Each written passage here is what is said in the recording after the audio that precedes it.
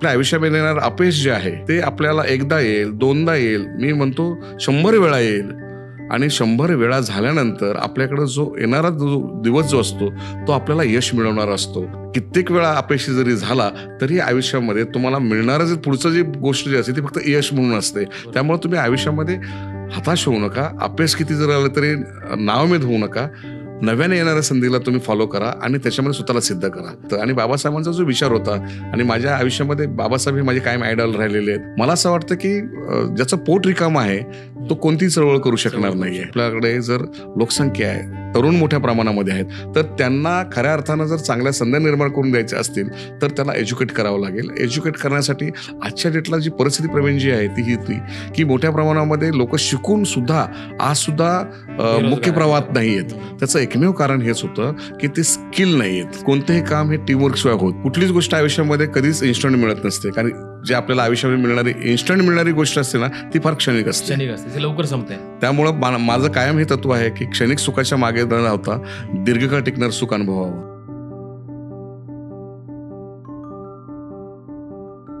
नमस्कार, मी प्रवीण दाभाडे. इनसाइट स्टोरीच्या ह्या दुसऱ्या एपिसोडमध्ये तुमचं स्वागत. आज आपल्यासोबत एक असं व्यक्तिमत्व आहे जे गेल्या अनेक वर्षांपासून सामाजिक, राजकीय आणि त्याचबरोबर व्यावसायिक क्षेत्रामध्ये गेल्या अनेक वर्षांपासून सक्रिय आहेत. चंद्रकांत दादा जगताप यांची विशेष ओळख म्हणजे की गेल्या अनेक वर्षांपासून ते व्यावसायिक क्षेत्रामध्ये trans global entrepreneur chamber of commerce and industries या संस्थेचे ते संस्थापक अध्यक्ष आहेत. त्याचबरोबर गेल्या अनेक वर्षापासून ते सामाजिक क्षेत्रामध्ये देखील विविध पातळीवर ते सक्रिय आहेत. आपण आज हा सगळा संवाद त्यांच्यासोबत साधणार आहोत की त्यांचा एकंदरीत व्यावसायिक प्रवास हा कशा पद्धतीने होता, कशा पद्धतीने त्यांचं बालपण गेलं. दादा, तुमचं खूप खूप स्वागत इनसाइट स्टोरीच्या पहिल्या भागामध्ये. धन्यवाद, थँक्यू सो मच.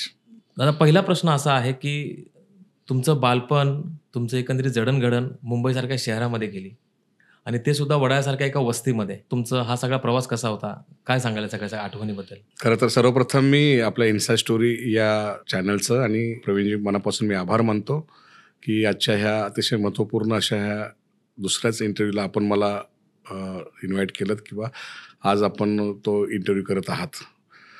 खरं तर बालपण खरं तर खूप असं जास्त चांगलं आणि जास्त वाईट असंही मी म्हणणार नाही, परंतु खूप चांगल्या पद्धतीनेच गेलं असं मी म्हणायला मला वाव आहे. कारण माझा नवी मुंबईत यायच्या आधी जो प्रवास जो होता तो वडाळ्यातून सुरू झाला आणि वडाळ्यात यायच्या आधी माझा प्रवास जो होता तो ग्रामीण भागातून खेड्यातून झालेला आहे. त्यामुळं अगदी बालपणापासून मुंबईत नसलो तरी अगदी कळत्या वयात जेव्हा मुंबईत मी आलो त्यावेळेस शालेय शिक्षण असेल आणि पर्यायाने मुंबईतील वडाळ्यासारख्या विविध जाती धर्मांनी एकत्र असलेल्या ह्या वडाळ्यासारख्या ठिकाणी गव्हर्नमेंट्स कॉलनीमध्ये राहत असताना खरं तर आपल्या आयुष्याची सुरुवात झाली. आणि तिथूनच खरं तर आंबेडकरी चळवळीमध्ये काम करणारे असतील, विविध जाती धर्मामध्ये काम करणारे वेगवेगळ्या संस्था संघटनांची लोक असतील आणि मग त्या सगळ्यांचे त्यांच्याबरोबर असणाऱ्या संवाद असेल, ह्या सगळ्या गोष्टी अगदी लहानपणापासून बघत आल्यामुळं तिथे घडणाऱ्या घडामोडीचा माझ्या मनावरती प्रचंड परिणाम होत गेला.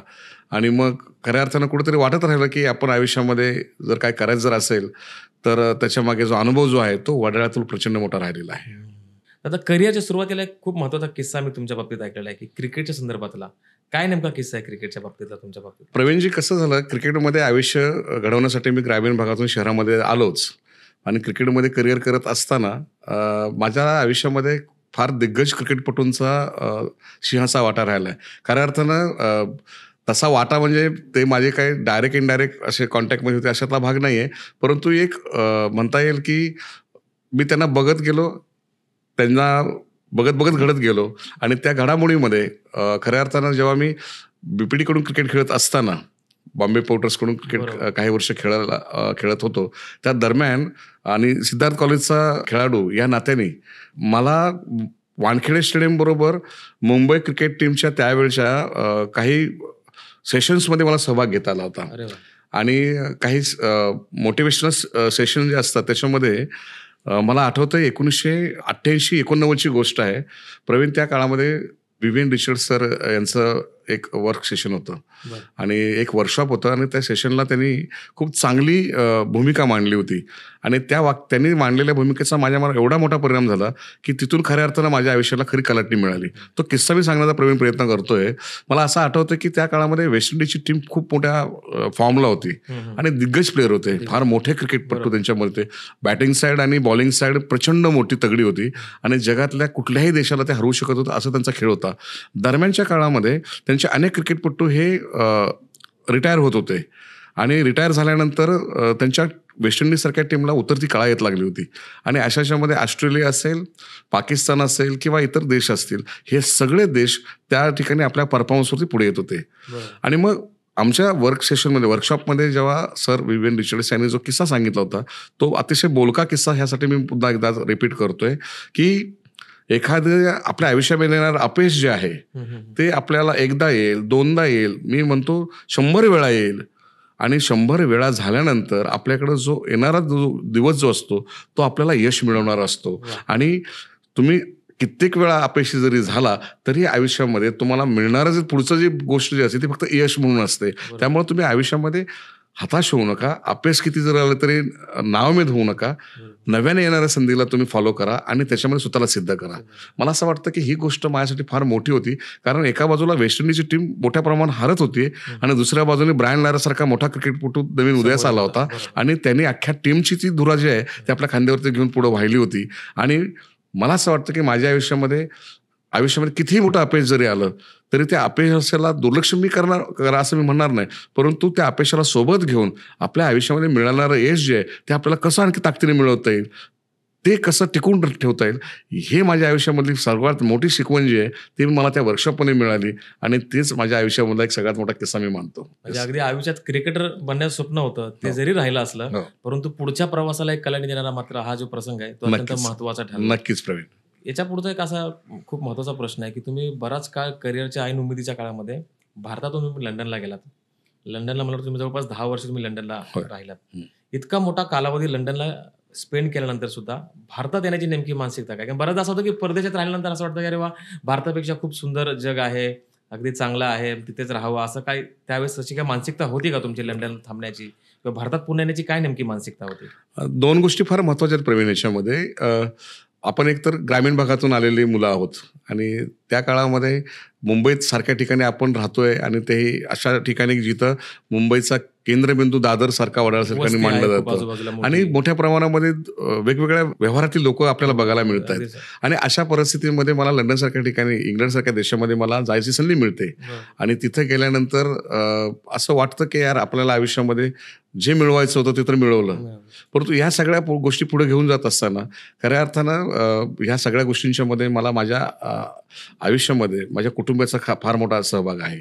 माझ्या पत्नीचा विशेष करून मी आभार यासाठी मानेन की तिच्या पाठिंब्याशिवाय हे मला हे शक्य झालं नसतं. पण मला जी संधी मिळाली लंडनला जायची 2001 मध्ये, 2000 ते 2001च्या दरम्यान, ते एका विशेष करून अशा आपल्या कम्युनिटी बेसच्या कार्यक्रमातून मला लंडनला जायची संधी मिळाली. आणि त्याच दरम्यान ते काम करत असताना, म्हणजे आंबेडकरी चळवळीतला एक सामान्य कार्यकर्ता आहे, आता मी काम करत असताना चळवळीमध्ये काम करणाऱ्या प्रामाणिक कार्यकर्त्याला खऱ्या अर्थानं एवढ्या लवकर न्याय मिळतो असं मला वाटलं नव्हतं, पण माझ्यासारख्या कार्यकर्त्याला नियतीने लवकर न्याय दिला असं मी मानतो आणि त्याचीच ती संधी मी माझ्या आयुष्यामध्ये समजतो. आणि त्याच पद्धतीनं माझा प्रवास इंग्लंडसारख्या देशामध्ये झाला.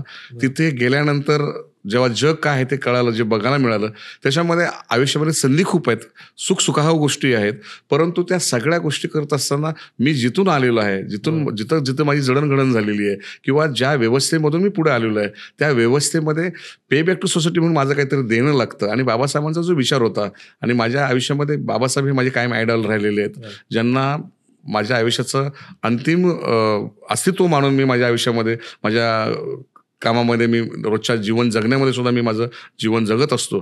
त्याच्यामुळं ज्या पद्धतीने बाबासाहेबांनी आपल्या आयुष्यामध्ये अख्खं आयुष्य शिक्षणासाठी असेल आणि आयुष्यात सगळ्या सुखावह गोष्टींचा त्याग करून आपल्या समाजासाठी काहीतरी करावं ही प्रामाणिक भावना ठेवून बाबासाहेबांनी इंग्लंडसारख्या देशातून परत येऊन आपल्या भारत देशामध्ये आपल्या समाजासाठी आपलं योगदान द्यायचं 100% आपले दिले. आणि त्याचाच एक भाग माझ्यासारखा एक कार्यकर्ता चळवळीतला, जो वडाळ्यासारख्या ठिकाणून आलेला कार्यकर्ता, तिथंच गेल्यानंतर सगळ्या सुख गोष्टी अनुभवल्यानंतर सुद्धा हाच प्रामाणिक मनामध्ये विचार करून मी परत भारतात आलो की पैसा हा आयुष्यामध्ये नक्कीच महत्त्वाचा आहे आणि आयुष्यात जगण्यासाठी पैसा कमवत असताना आपल्याला आपल्याबरोबर आपला समाज, आपला कुटुंब, आपला परिवार ही तेवढाच महत्त्वाचा आहे आणि त्यांच्याबरोबर आपला सुद्धा वेळ जाणं आवश्यक आहे. आणि तिथं जात असताना दोन्ही गोष्टी सांगड कशी घालता येईल, म्हणजे एका बाजूला मला माझं करिअर, माझा व्यवसाय आणि दुसऱ्या बाजूला माझं कौटुंबिक आणि सामाजिक बांधिलकी मला कशी जपता येईल. ह्या काळामध्ये मला माझ्या कुटुंबाची फार मदत झाली. माझ्या पत्नीने मला विशेष करून याच्यामध्ये खूप सपोर्ट केला की आम्ही दोघांच्या अंडरस्टँडिंगने आम्ही प्लॅन केला की बाबा आपण भारतात जाऊ, तू इंडियामध्ये सेटल हो, मी अमेरिकेमध्ये परत इंग्लंडवरून परत अमेरिकेला तिला संधी होती त्यामुळे ती अमेरिकेला गेली आणि मग आम्ही दोघं एकमेकांच्या अंडरस्टँडिंगने आम्ही भारतामध्ये राहायचा निर्णय घेतला आणि बराचसा काळ माझा 2012-13 पासून मी पूर्ण वेळ भारतामध्ये आता माझ्या एक व्यावसायिक म्हणून आणि विशेष करून समाजातल्या विविध स्तरावर त्या संस्था संघटनांशी जोडून मी आपलं काम करतोय, केवळ पे बॅक टू सोसायटी या डोक्यामध्ये हा विषय घेऊन. खूप चांगला उद्देश आहे की म्हणजे अगदी तुमचं प्रेरणास्थान देखील डॉक्टर बाबासाहेब आंबेडकर आहे की तुम्ही लंडनवरून पुन्हा भारत येण्याचा मूळ उद्देश तुमचा आहे की बाबा इथे येऊन देखील काहीतरी काम चांगल्या पद्धतीने करता येऊ शकतं. म्हणजे अगदी व्यावसायिक, सामाजिक कार्यकर्ता ते परिवारातला एक मुख्य व्यक्ती म्हणून या अशा अनेक वेगवेगळ्या भूमिका तुम्ही अगदी समान पातळीवर तुम्ही त्या निभावत आहात, त्याला न्याय देण्याचा प्रयत्न करत आहात. इथून पुढचा आपली जी चर्चा ती फार अत्यंत महत्त्वाची आहे, जी खरं तर त्याचा जो केंद्रबिंदू आहे की व्यावसायिक म्हणून तुमचं बालपण, तुमचं एकंदरीत लंडनचा प्रवास आणि इथून पुढचा तुमचा व्यावसायिक प्रवास. तुम्ही अनेक तरुणांना गेल्या अनेक वर्षांपासून तुम्ही अनेक तरुणांना एक उद्योजक बनवण्याचा तुमचा एक मानस आहे किंवा तुम्ही जे उद्देश घेऊन चालला आहात ट्रान्स ग्लोबल चेंबरच्या माध्यमातून अनेक तरुण तुम्ही ते ह्या सगळ्याच्यामध्ये आणत आहात. नेमका हा सगळा तुमचा प्रवास, व्यावसायिक प्रवास मला जाणून घ्यायचा की हा सगळा व्यावसायिक प्रवास तुम्ही कशा पद्धतीने साध्य करत आहात, अनेक तरुणांना तुम्ही कशा पद्धतीने व्यावसायिक क्षेत्रामध्ये आणत आहात ट्रान्स ग्लोबलच्या माध्यमातून, हा प्रवास तुम्ही जर सांगितला तर बरं होईल. प्रवीण, खरं तर खूप महत्त्वाचा प्रश्न आहे. भारतामध्ये खऱ्या अर्थानं मोठ्या प्रमाणावर संधी त्या काळात निर्माण होत होत्या, परंतु त्याच्याबद्दलचा असणारा अवेअरनेस जो आहे किंवा त्याच्याबद्दलची असणारी माध्यमामधून जी प्रसिद्धी व्हायला पाहिजे होती त्यापैकी प्रसिद्धी खऱ्या अर्थानं खालच्या स्तरातल्या लोकांपर्यंत पोहोचत नव्हती. आणि आज सुद्धा तीच परिस्थिती आहे. फार काय मी मोठं त्याच्यावरती प्रत्येकाच्या हातामध्ये आज रोजगार नाहीच आहे. आणि ह्या सगळ्या गोष्टींच्या मध्ये मला असं वाटतं की ज्याचं पोट रिकाम आहे तो कोणतीही चळवळ करू शकणार नाहीये आणि कोणतंच काम करू शकत नाही, कुठलंच काम होऊ शकत नाही. त्यामुळं आयुष्यामध्ये बाबासाहेबांनी ते सांगितलेलं की पहिलं शिक्षण तुमचं कम्प्लीट होणं फार आवश्यक आहे. तुमचं त्याच्याबरोबर आर्थिक सक्षम होण्यासाठी तुमच्याकडे नोकरीधंदा किंवा काहीतरी व्यवसाय आपल्याकडे स्वतः आपला असणं फार आवश्यक आहे. आणि या सगळ्यांच्या मध्ये मी भारतामध्ये आल्यानंतर एक फार जवळून अनुभवलेली गोष्ट जी होती ती विशेष करून महाराष्ट्रामध्ये आणि पर्यायी मुंबईसारख्या ठिकाणी राहत असताना की मी ज्या वस्तींच्या मध्ये बघतोय की ज्या लोकांच्या मध्ये जातोय, स्वतः मोठ्या प्रमाणामध्ये मोठमोठे बुद्धविहार आहेत, परंतु मोठ्या प्रमाणामध्ये तिथं कुठल्या ऍक्टिव्हिटी होताना दिसत नव्हत्या. म्हणजे पूजा अर्चा करणं किंवा ती विधी करणं इथपर्यंत हा त्या विहाराचा उपयोग जर असेल तर मला असं कुठंतरी वाटत होतं की नाही, मोठ्या प्रमाणामध्ये जर आपल्याकडे जर लोकसंख्या आहे, तरुण मोठ्या प्रमाणामध्ये आहेत, तर त्यांना खऱ्या अर्थानं जर चांगल्या संधी निर्माण करून द्यायच्या असतील तर त्याला एज्युकेट करावं लागेल. एज्युकेट करण्यासाठी आजच्या डेटला जी परिस्थिती प्रवीण जी आहे ती ही होती की मोठ्या प्रमाणामध्ये लोक शिकून सुद्धा आज सुद्धा मुख्य प्रवाहात नाही आहेत. त्याचं एकमेव कारण हेच होतं की ते स्किल नाही आहेत. कारण आजच्या परिस्थितीमध्ये लोकांनी स्किल असणं फार गरजेचं आहे. तुमच्याकडे फक्त एज्युकेशन असून चालणारं नाहीये. म्हणजे आहे ना, अलीकडच्या काळामध्ये मोठा आकडा आहे की अनेकांकडे एज्युकेशन आहे, डिग्री आहेत, परंतु स्किल नाही. आणि आता 21व्या शतकामध्ये जग इतकं कॅपिटलिस्ट होत चाललंय की तुमच्याकडे काहीतरी स्किल पाहिजे, त्याशिवाय रोजगार हाताला मिळणं शक्यच नाही. नक्कीच. सगळा प्रवास करताना आव्हानं नेमकी काय होती सगळ्या प्रवासामध्ये? दोन गोष्टी फार महत्वाच्या बघायला मिळत होत्या की मुंबईसारख्या ठिकाणी ज्या नोकऱ्या उपलब्ध होत होत्या त्याच्यामध्ये ज्या आपल्या तरुणांचा किंवा तरुणींचा सहभाग होणं आवश्यक होतं त्याच्यामध्ये एक तर पहिली गोष्ट तुमच्याकडे तुमची पर्सनॅलिटी डेव्हलप होणं फार आवश्यक होती. तुमची भाषाशैली फार महत्वाची होती. तुमचा ड्रेसिंग सेन्स कसा असायला पाहिजे, तुमच्यामध्ये कम्युनिकेशन स्किल कसं आहे, तुमचं कोणत्या कोणत्या भाषेवरती प्रभुत्व आहे ते फार महत्वाचं होतं. मी बोलता बोलता काही गोष्टींचा उल्लेख यासाठी मुद्दाम करून देईन की साऊथमधून येणारे तरुण जे आहेत ते दिसायला कसे आहेत ते महत्वाचं नाहीये, पण त्यांचं प्रेझेंटेशन कसं आहे, त्यांची बॉडी लँग्वेज कशी आहे, त्यांचा ड्रेसिंग सेन्स कसा आहे, पर्यायाने त्यांचं कम्युनिकेशन स्किलमध्ये त्यांचा कोणत्या कोणत्या भाषेत चांगला पगडा आहे, हे कुठल्याही कंपनीला अपेक्षित असतं. ह्या सगळ्या कामामध्ये आपला तरुण, आपली तरुणी कमी पडताना मला बघायला मिळते. आपल्या तरुणांकडे प्रचंड मोठं पोटेन्शियल आहे, परंतु दुर्दैवानं मला म्हणावं असं वाटतं की त्या तरुणांना तशा पद्धतीचं मुख्य प्रवाहात आणण्यासाठी लागणाऱ्या ज्या गोष्टी असतात, त्यांना ग्रूमिंग करणं असेल, त्यांना बॅकअप देणं असेल, त्यांना त्यांना मेंटली स्ट्रॉंग करणं असेल किंवा पर्यायाने त्यांच्या मागं खंबीरपणे उभं राहणं जे असतं की तुला कशामध्ये कमी जर पडलं तर आम्ही तुमच्या सोबत आहोत, ह्या पद्धतीचा एक बंधुत्वाचा जो सपोर्ट जो असतो ते देणारी माध्यमं जे आहेत ते आपल्या समाजामध्ये मला फार कमी बघायला मिळाली. आणि नेमकी हीच गोष्ट मी इनकेस करायचा प्रयत्न केला आणि पर्यायाने मग हा विचार केला की लोकांना नोकऱ्या देऊ, लोकांना नोकऱ्या दिल्या तर जसं जसं शिक्षण आहे तसं त्यांना नोकरी देऊ, पण ज्यांच्याकडे स्किल नाही त्यांच्यासाठी आपल्याला काय करायला लागेल, ज्याच्यानंतर ज्यांना खरोखर ज्यांच्याकडे खूप टॅलेंट आहे, ज्यांना व्यवसाय करायचा आहे परंतु केवळ पैशाअभावी त्यांना व्यवसाय सुरू करता येत नाही, अशांसाठी मग trans global chambers of commerce for industries for agriculture अशा एका संस्थेची स्थापना केली. आणि ह्या संस्थेच्या माध्यमातून आपण पहिला प्रयत्न हा केला की ज्याचं जसं एज्युकेशन आहे, ज्याचं जसं शिक्षण आहे त्या व्यक्तीला तशा पैसा रोजगार पहिला उपलब्ध करून द्यायचा.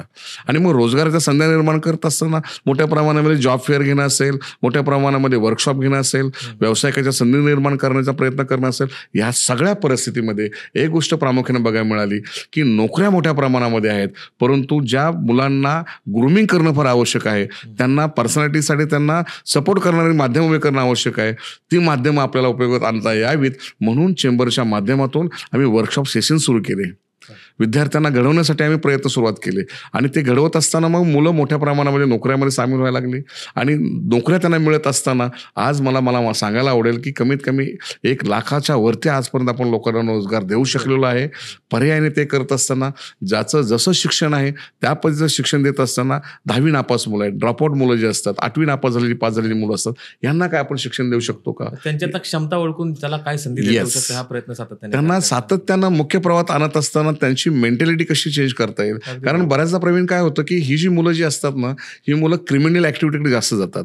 अशा मुलांना इन्स्टंट मनी अर्न करण्याचं ना व्यसन लागलेलं असतं गॅजेटमुळे जास्त आणि अगदी चुकीच्या पद्धतीने, खोट्या पद्धतीने लोकांना फ्रॉड करून पैसे कमवण्यावरती लोकांचा भर जास्त त्या काळात वाढत चाललेला मी अनुभवला होता. आणि मग त्याच्यामध्ये एक गोष्ट लक्षात आली की आपल्याला ह्या क्राऊडला जर थांबवायचं असेल, कारण पर्यायाने एक गोष्ट प्रवीण महत्वाची आहे, कुठलाही तरुणी असेल तो ह्या व्यवस्थेचा भाग आहे, तो ह्या देशाचा नागरिक आहे.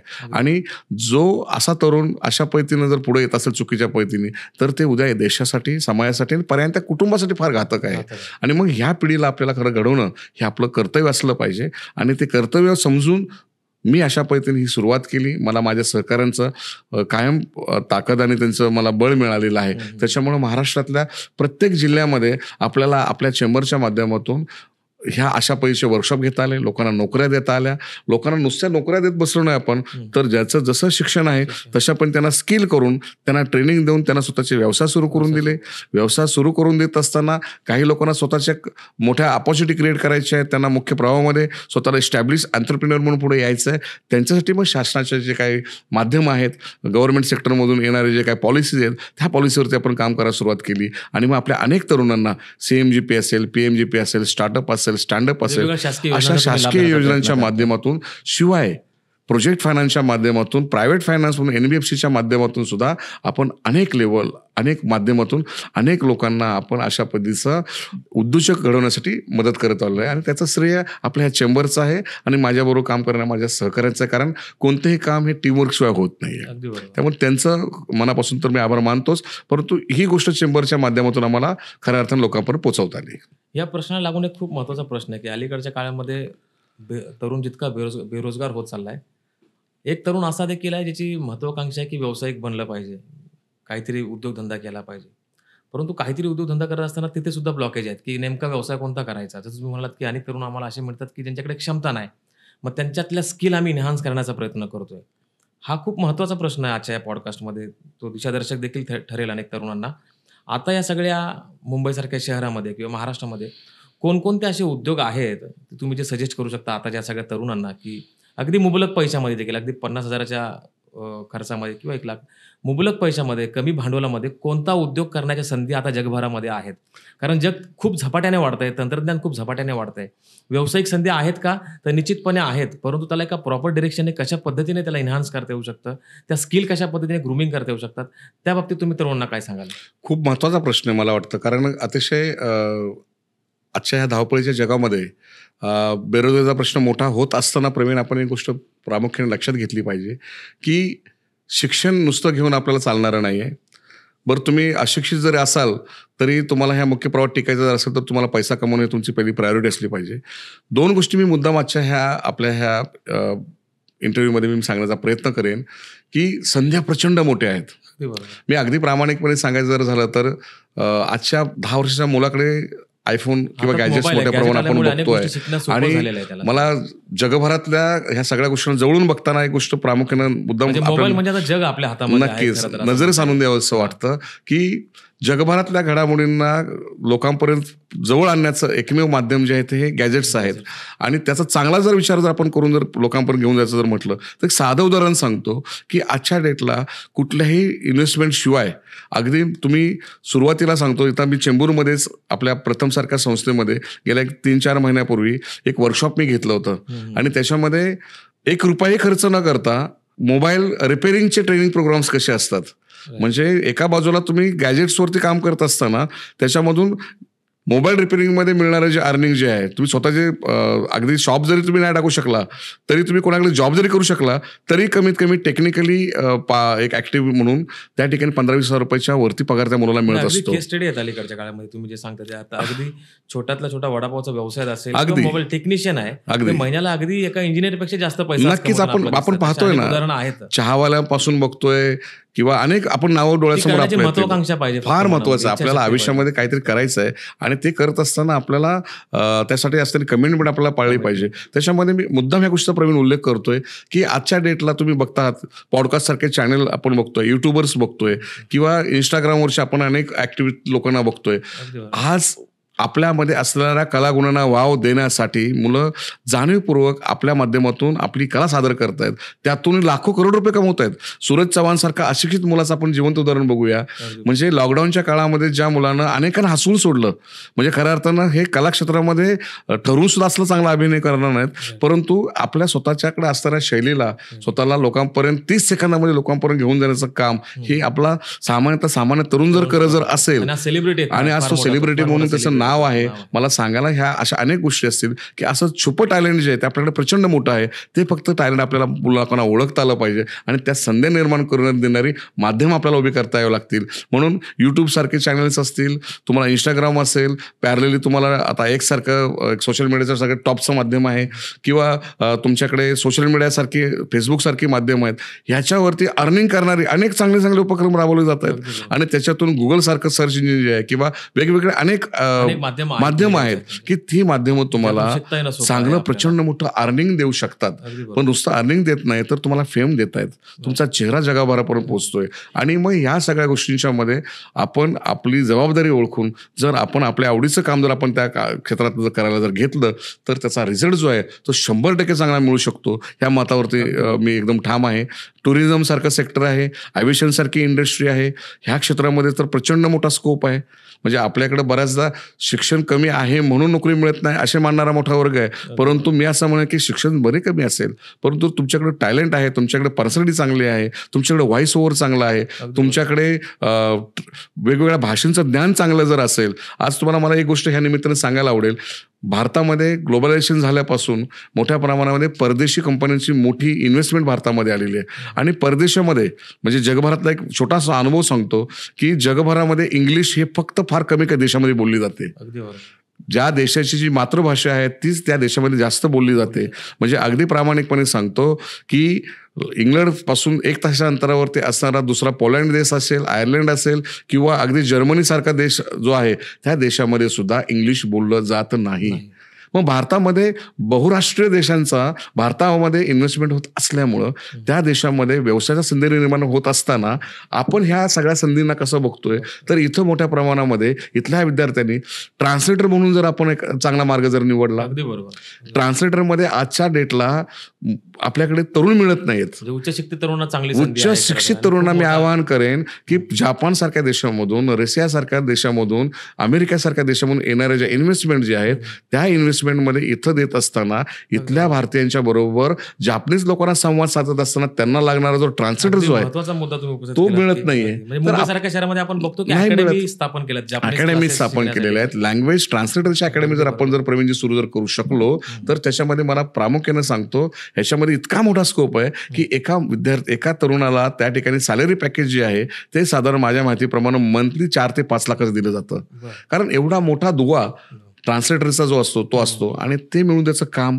आपण केलं पाहिजे. मी मागच्याच 2 महिन्यापूर्वी आपल्या सिद्धार्थ कॉलेजसारख्या ठिकाणी मी एका कार्यक्रमामध्ये गेल्यानंतर हेच पहिला विद्यार्थ्यांना मी सांगितलं होतं की बाबांनो तुम्ही नोकरी तर करा पण नोकरी करत असताना स्किलवरती भर द्या आणि पर्यायाने आजची जी गरज जी आहे ती हीच गरज आहे की तुमच्याकडे पोटेन्शियल असताना ते तुम्ही सिद्ध करा.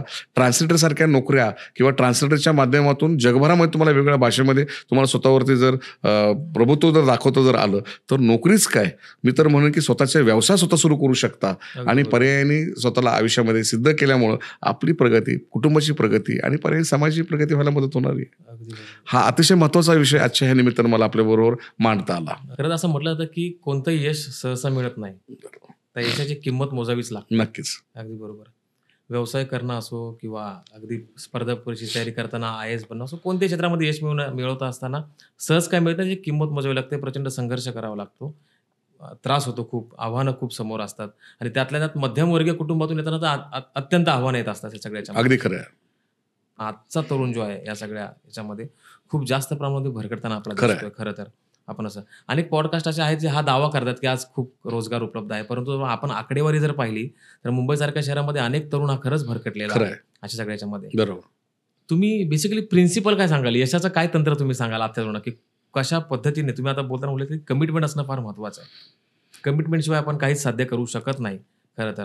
त्या सगळ्या याच्यामध्ये तुम्ही कोणते तत्व फॉलो केले तुमच्या आयुष्यामध्ये जे तुम्ही देखील तरुणाला सांगाल? नक्कीच. खरं तर आजच्या ह्या आपल्या इंटरव्ह्यूचा सगळ्यात मोठा महत्वाचा भाग मी ह्या प्रश्नामध्ये मानतो.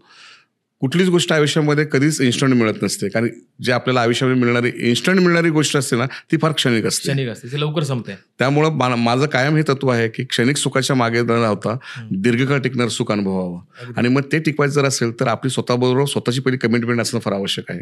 बरं, ती कमिटमेंट असून नुसतं चालणारं नाहीये, तर त्यामागं तुमचा पाठपुरावा असला पाहिजे, त्यामागं तुमची कन्सिस्टन्सी असणं फार आवश्यक आहे. आपल्याकडे बऱ्याचदा एखाद्या गोष्टीच्या मागे कायमस्वरूपी हादून लागणं त्याला म्हणतात. म्हणजे मी क्रिकेटमधलाच हा मी मुद्दाम अनुभव शेअर करतो की आजच्या डेटला IPL किती स्ट्रॉंग जरी असली, T20 जरी चालू जरी असली, तरी माझ्या नजरेमध्ये खरं क्रिकेट हे टेस्ट क्रिकेट मी मानतो. त्याचं कारण मी सांगतो की तुम्ही जेवढ्या वेळ क्रीजवरती टिकून राहाल तेवढं तुमच्या जास्त रन बनतात. हे सुनील गावस्कर सरांचं वाक्य आहे आणि ही गोष्ट माझ्या मनावर तेव्हापासून बिंबवलेली आहे की तू मगाशी म्हटल्याप्रमाणे की तुम्ही तुमच्या आयुष्यामध्ये ह्या गोष्टीला कसं बघता, तर मला असं वाटतं हे की तुम्ही आयुष्यामध्ये तुम्ही टेस्टसारखं तुमचं आयुष्य जगलं पाहिजे. क्रिकेटच्या क्रीजवरती तुम्ही जेवढ्या वेळ जास्त जसं थांबाल तेवढं तुमचा स्कोर चांगला बनेल. तसं व्यावसायिक दृष्टिकोनातून तुम्ही आयुष्यामध्ये पुढे घेऊन जात असताना तुम्ही स्वतःला त्या क्रीजवरती उभे राहिल्यासारखं स्वतःला मांडा, त्या पद्धतीने ठाम उभे राहा आणि तिथं ठाम उभे राहत असताना जेवढा वेळ तुम्ही लॉंग टाइम त्या क्रीजवरती उभे राहाल तेवढं तुम्ही आयुष्यामध्ये सक्सेस मिळवाल. हे मला माझ्या क्रिकेटच्या आयुष्यातून मी आलं पाहिजे. अगदी संकट किती मोठे बघा ना, तुम्ही क्रिकेटमधले 6 बॉल जे असतात ते 6 बॉल एकसारखे नसतात. काही वेळेस तुम्हाला यॉर्करला फेस करावं लागतं, काही ठिकाणी बाउन्सरला फेस करावं लागतं, काही वेळेस बीमरला फेस करावं लागतं, काही इनस्विंगला तुम्हाला फेस करावं लागतं, काही वेळेस तुम्हाला आउटगोईंग तुमचा आउटस्विंग असो त्याला फेस करावं लागतं. ह्या प्रत्येक बॉलला तुम्ही जेव्हा फेस करता त्यावेळेस तुम्ही त्या संधीची वाट बघत असता की येणारा नेक्स्ट बॉल माझ्या समोर कसा येतोय आणि त्याला मी कसा प्ले करतोय. ज्या मुलांनी किंवा ज्या तरुणांनी हे ज्यांनी ओळखलं की माझ्या आयुष्यात येणाऱ्या प्रत्येक प्रसंगाला मी कशापर्यंत सामोरं जातोय आणि ती गोष्ट पुढे जाऊन माझ्या आयुष्यातलं विजन मी कसं मिळवू शकेन, मी ते पूर्ण कसं करू शकेन, हे ज्यांनी ओळखलं तो आयुष्यात सक्सेस झाला. हे माझं तत्व कायम राहिलेलं आहे. त्यामुळे आयुष्यात किती मोठे यॉर्कर जरी आले, किती मोठे आउटस्विंग जरी आले, तरी कोणत्या बॉलला कसा डिफेन्स करायचा आणि कोणत्या बॉलला कसा स्ट्रोक करायचा हे ज्याला कळालं तो आयुष्यामध्ये सक्सेस झाला. हे माझं ध्येय राहिलेलं आहे. अगदी क्रिकेटच्या भाषेत तुम्ही क्रिकेटच्या भाषेमध्ये. येस. एक खूप महत्वाचा प्रश्न आहे दादा की तुमचा हा सगळा प्रवास आपण ऐकत आहोत मगापासून, खूप प्रेरणादायी प्रवास आहे. अनेक तरुणांना खरं तर प्रेरणा देणारा देखील प्रवास आहे. तुम्ही तुमच्या आयुष्यात सुरुवातीपासूनच तुमचे प्रेरणा स्रोत कोण आहे, तुम्ही कुणाकुणी सगळी प्रेरणा घेतली? नक्कीच प्रवीण, सुरुवातीला आपल्या घरामध्ये आपण पुढे येत असताना लहानपणी आपले रोल मॉडेल हे आपले आईवडीलच असतात आणि त्याच्यानंतर मी कुटुंब अशा मोठ्या कुटुंबातून आलो आहे. म्हणजे माझ्या कुटुंबामध्ये मला आजी आजोबांचं प्रेम मिळालं, माझ्या चुलता चुलतींचं प्रेम मिळालं, किंवा माझ्या कुटुंबातील आईवडिलांच्या बरोबर माझं गेल्या म्हणजे त्यांच्यामुळे आज मी जर असं, तर त्या सगळ्या कुटुंबातून मी आलो. बहीण भावाचं नातं काय असतं, मामा काय असतो, मावशी काय असते, असं प्रचंड मोठं कुटुंब मी हे अनुभवत आलो. ह्या सगळ्या गोष्टींच्या मध्ये एक गोष्ट मला कायम कळत आली की तुमची नाळ जोडलेली असली पाहिजे. मला आजच्या परिस्थितीमध्ये मात्र तसं होताना दिसत नाही. आपण आज म्हणजे काय झालं, आमची जी विभक्त पिढी आहे, कुटुंब, ती आज तशी तुमच्या राहिलेली पिढीच्या मध्ये विभक्त कुटुंब पद्धती बघतोय. मी भारतात येण्याचं कारणच हे होतं, माझ्या आयुष्यामध्ये पैसा हा नक्कीच महत्वाचा जरी असला तरी मला माझ्या बरोबर, माझ्या नातेवाईकांच्या बरोबर, माझ्या समाजाबरोबर जुळलेली नाळ जी आहे ना, ती माझ्यासाठी महत्वाची आहे. आणि प्रवीण, हीच गोष्ट फार महत्वाची आहे. आजच्या ठिकाणी कुठलेही कपल नोकरी करत असतात, ते दोघं काम करतात, त्यांच्या मुलांना त्यांना वेळ देता येत नाही. आमच्या काळामध्ये आमच्या आजी आजोबांना आमच्या कुटुंबातील 4-4, 5-5 मुलांना सांभाळावं लागले. सांभाळावं लागत आहे. आणि तेव्हा त्यांनी सांभाळलं, तेव्हा आमच्या आईवडिलांना त्यांचं करिअर करता आलं आणि पर्यायाने आमची जडणघडण होत गेली. अगदी बरोबर. अगदी महत्वाचा मुद्दा हाच आहे की कुटुंब व्यवस्था फार महत्वाची आहे. कुटुंबातल्या प्रत्येकाबरोबर तुमचा संवाद असणं फार आवश्यक आहे. आणि त्याच्यामुळं माझ्या आयुष्यामध्ये माझं पहिलं जर मार्गदर्शक जर कोण राहिलं असेल तर ते माझे आई वडील. अनेक गोष्टी आहेत की ज्या आपल्याला खूप काही चांगलं शिकवत असतात. बऱ्याचदा काही बोर्ड धरून शिकवलाच पाहिजे असं काही नसतं, परंतु आजूबाजूला घडणाऱ्या घडामोडीवर आपण बघत असतो. म्हणजे माझ्या वडिलांनी माझ्या कौटुंबिक जबाबदारी कशी पार पाडली, अगदी बरोबर. मग हे माझ्यासाठी शिकण्यासारखंच होतं. माझ्या आजोबांनी मला लहानपणापासून दिलेलं बाळकडू असेल, माझ्या आईवडिलांच्या बरोबर माझा फार तसा जास्त वेळ नाही गेला, कारण वडील शिकण्याची वृत्ती देखील आपल्यामध्ये असणं फार ते गरजेचं शिकता आहे. आलं पाहिजे. मग मला ज्या पद्धतीने माझ्या आजोबांनी ज्या पद्धतीने घडवलं, चांगल्या वाईट गोष्टींचं फरक कळून दिला आजी आजोबांनी, त्याच्यामध्ये सगळ्यात जास्त पहिली ओळख कोणी मला करून दिली असं माझ्या आयुष्यामध्ये, तर ती माझ्या आजोबांनी करून दिली, जी बाबासाहेब आंबेडकरांची. वा. म्हणजे बाबासाहेब आंबेडकरांची जडणघडण आणि पर्यायाने त्यांच्या आयुष्याचा स्ट्रगल, त्यांचे कष्ट आणि ते उभे राहिल्यानंतर त्यांनी दिलेलं समाजाप्रती असणारं योगदान, ह्या गोष्टी त्या वयामध्ये आम्हाला शिकवत गेल्या. 10वी पर्यंत मला सगळ्या गोष्टी मिळत गेल्या. त्याच्यामुळं माझ्या वयात त्या काळची मुलं खऱ्या अर्थानं त्यांच्या आयुष्यातलं सगळं काय अनुभवत असतात. काही मुलं मजा मस्ती करत असतात, सगळ्या गोष्टी करत असतात. महाविद्यालयीन जीवन सुद्धा सिद्धार्थसारख्या महाविद्यालयामध्ये तुमचं म्हणजे ह्या सगळ्या गोष्टी आयुष्यामध्ये येत असताना कुठंतरी ही गोष्ट मनात लागून राहिली होती की जसं आपण म्हणतो की एखाद्या गरीब व्यक्तीला किंवा आपण रस्त्यावरच्या एखाद्या बेगर्स बद्दल बोलूया की ज्याला पोट भरण्यासाठी त्याला चॉईस नाहीये. अगदी म्हणजे बेगर हॅव नेव्हर चॉईस ज्याला म्हटलं जातं की भिकाऱ्याला भूक लागल्यानंतर काय खायचं त्याला चव करता येत नाही, तसं माझ्या ते पदरात मिळेल त्याला खावं लागतं. तसं मला माझ्या आयुष्यामध्ये ज्या पद्धती कुटुंबातून ज्या पद्धतीचं मला मार्गदर्शन मिळालं, त्या पद्धतीनं बाबासाहेब आंबेडकरांची माझी जसं ओळख झाली, मी त्यांना वाचायला लागलो, त्यांना बघायला लागलो, त्यांचं चरित्र माझ्यासमोर मी अनुभवत गेलो, त्यावेळेस मला ते कळत आलं की यांच्या आयुष्याला संघर्ष काय होता, त्यांनी काय अनुभवलेलं आहे. आणि मग ह्या सगळ्यांच्या मध्ये मी माझं आयुष्य जगत असताना मला खरंच माझं हे विलासी आयुष्य जगणं माझ्यासाठी खरंच तेवढं महत्वाचं आहे का? मग माझी सुखं काय आहेत, मला माझ्या आयुष्यामध्ये काय महत्वाचं आहे हे मला जेव्हा कळालं, त्याची एक मी फ्रेमिंग केली. गरज आणि महत्व ओळखता आलं पाहिजे, गरज आणि महत्व, आणि कोणत्या गरजेपोटी काय जगता आलं पाहिजे हे ज्याला कळालं तो मग ते महत्व जास्त टिकून ठेवतो. आणि मग ह्या सगळ्या गोष्टी रिओढत असताना, समाजामध्ये काम करत असताना प्रचंड गोष्टींमध्ये आपल्याला मान अपमान सहन करावा लागतो, अपयश येत असतं, लोक आपल्याला सगळे चांगले बोलतीलच, याचं समाजात काम करताना चांगले बोलतीलची काही गॅरंटी नसते, विरोध हा होतच असतो, परंतु त्याच्यामधून सुद्धा तुम्ही तावून सुलकून जेव्हा बाहेर निघता आणि स्वतःला सिद्ध करता, तेव्हाच कळतं लोकांना की अरे नाही हे काम भले उशिरा झालं परंतु त्याचा त्यांनी रिझल्ट दिलेला आहे. आणि ह्याच गोष्टी समाजात काम करताना बघायला मिळाल्या. आणि हीच गोष्ट अंतिम डोळ्यासमोर ठेवून, म्हणजे कायम ज्यांना आपण आपल्या आयुष्याचं आयडल मानतो किंवा अस्तित्व मानतो, ते फक्त बाबासाहेब आंबेडकरच राहिलेले आहेत आणि कायमस्वरूपी तेच असणार आहेत. आणि येणाऱ्या कित्येक पिढ्यांना मार्गदर्शक म्हणून बाबासाहेबच असतील, ह्याच्या माझा विश्वास आहे. अगदी हे सिद्ध सुद्धा झालेलं अनेक घटनांमधून.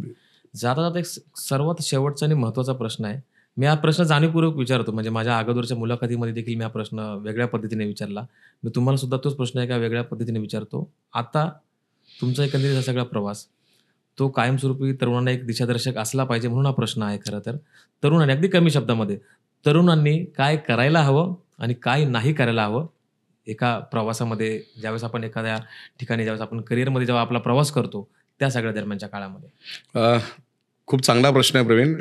मी तर असं तरुणांना आवाहन करणं आजच्या आपल्या ह्या दोघांच्या संवादाच्या निमित्तानं की आपण स्वतःचं अस्तित्व ओळखा, आपल्याला आयुष्यात काय करायचं हे ठरवा, आणि जे ठरवलंय त्याच्यासाठीच्या मागं पाठपुरावा करा, त्याच्या मागे पाठलाग करा, हार मानू नका, कष्ट करायचे ठेवा, तयारी ठेवा, कमिटमेंटला कधी स्किप करू नका. तुम्ही जेवढं स्वतःच्या कमिटमेंटला फॉलो कराल, जेवढं तुम्ही त्याच्या मागे तुम्ही त्याला वाहून घ्याल, तेवढं यश तुमच्या मागे येईल. आयुष्यामध्ये अपयश किती जरी आलं तरी हार मानू नका, कधी त्याच्यामुळे डगमगून जाऊ नका, नाउमेद होऊ नका आणि मिळालेल्या संधीचं सोनं करा. मागे वळून कधीही बघू नका. मागे वळून बघताना फक्त एवढाच विचार करा की मला माझ्या समाजासाठी, माझ्या कुटुंबासाठी आणि पर्यायाने मला ज्या सोसायटीला देणं लागतो, बेबॉक्स सोसायटी म्हणून, त्यासाठी मला काय करावं लागेल, यासाठीचा कायम मनामध्ये एक विषय आपल्या डोक्यामध्ये ठेवा आणि त्याबद्दल आपल्या आयुष्याची वाटचाल करा, असं मला आजच्या तरुणांना या निमित्तानं सांगावंसं वाटतं. निश्चितपणे. दादा तुमचं खूप खूप आभार. तुम्ही मुक्तपणे तुमची या सगळ्या पॉडकास्टमध्ये तुम्ही तुमच्याबद्दल सांगितलं, चर्चा केली. तर तुम्हाला क्रिकेटर जरी नाही बनता आलं, म्हणून आयुष्याच्या खऱ्या पिचवर तुम्ही सिक्स मारले, चौकार मारलेत. प्रत्येक बॉल तुम्ही अगदी योग्य पद्धतीने स्टेडियमच्या बाहेर तुम्ही फेकलात आणि आज इतक्या मोठ्या पदावर तुम्ही कार्यरत आहात आणि तरुणांना देखील तुम्ही प्रेरित करत आहात. खूप खूप शुभेच्छा तुम्हाला पुढच्या सगळ्या तुमच्या व्यावसायिक प्रवासाच्या कार्यकाळासाठी आणि खूप खूप आभार देखील की तुम्ही आजच्या या सगळ्या पॉडकास्टमध्ये तुमच्याबद्दल तुम्ही सांगितलं. धन्यवाद.